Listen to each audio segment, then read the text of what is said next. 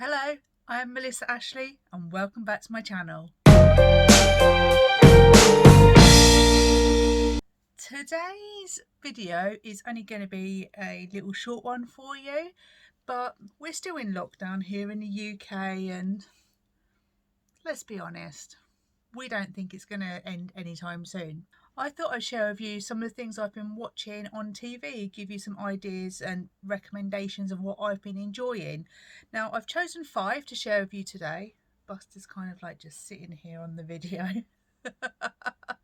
Just wanted to be in it. Just, look. Sorry about that. It just cracks me up. Anyway, so let's get started with my recommendation number 1. First of all, it's Love Life. Hopefully I've put a picture here for you to see. Love Life is available on the BBC Iplayer and it stars Anna Kendrick, who I absolutely love, as Darby. Now, Love Life is I think it's 6 episodes and they're all kind of little standalone episodes about different people who come into her life who she loves for whatever reason, whether it's romantically, whether it's family, or whether it's friendship. And I just really enjoyed the arc of the story, and you learn about her past and her present and why she is the way she is and how she ends up. And I really sincerely hope there's a second series because I fell in love with it and I would like to know how her story ends. So that's my first recommendation, Love Life on the BBC iPlayer. I'm really sorry if you live abroad and you do not have access to BBC iPlayer, maybe you'll be able to access it somewhere else. Next thing, how can we talk about things to binge watch without mentioning The Crown on Netflix? Here we go. The Crown for me is just almost living history. Okay, I know it's not 100% accurate. However, when they do talk about moments in time throughout the years since Elizabeth's father passed away and she did become the Queen of England, there are moments that even now with the newer series that I'm remembering aspects of that, whether it's from things that I've seen or read or heard before or heard my parents talk about, to actually remembering them for myself. I remember when Charles and Diana got married, for instance. I remember when William was born and when Harry was born, so I'm really showing my age. I was very young, just like to point that out, but I remember that. But it's also about the moments throughout history with regards to the prime ministers and how she worked with them and what the UK government were doing at times when there was political unrest or when there was problems with unemployment, coal miner strikes and things like that. I remember my mum talking about when the slag heap came down in Aberfan in Wales and killed all the school children. So this is definitely something that I would recommend wholeheartedly. In fact, this year during lockdown, I said to my mum, well, have you watched The Crown on Netflix? And she literally texted me a couple of days later and was like, what have you done to me? I've basically binge watched 17 hours of The Crown. So it is for all ages and it's stunning too. It's absolutely beautifully shot. So I thoroughly recommend The Crown. So my number 3 recommendation is The Capture. The Capture was a 6-part series originally on the BBC iPlayer, but it's not available there now, but you can get it through Stars Play on Amazon. The Capture is a really fascinating look at how reliable is CCTV as evidence.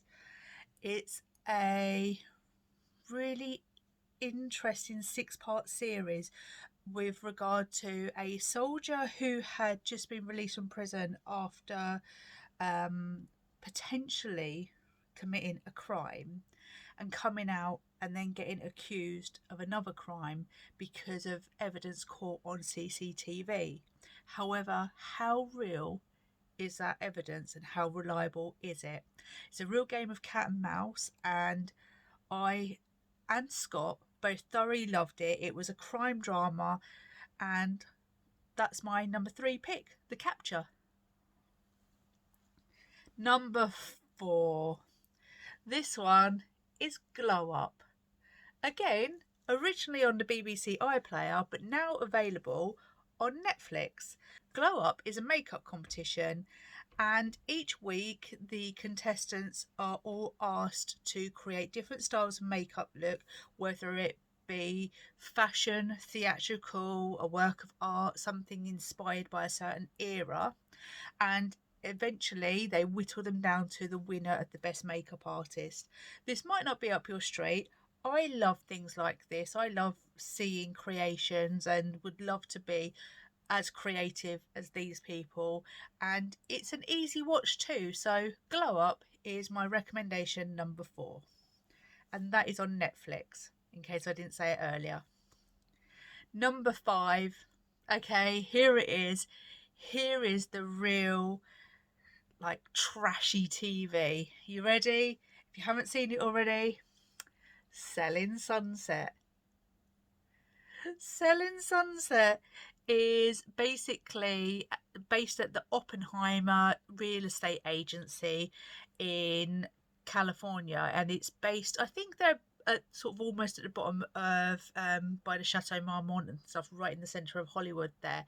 And it's about selling houses there that are worth millions upon millions. But it's not only that, it's about the agents themselves, and they are mainly women. The owners are twin brothers called Brett and Jason, and everyone else who works at the agency are women.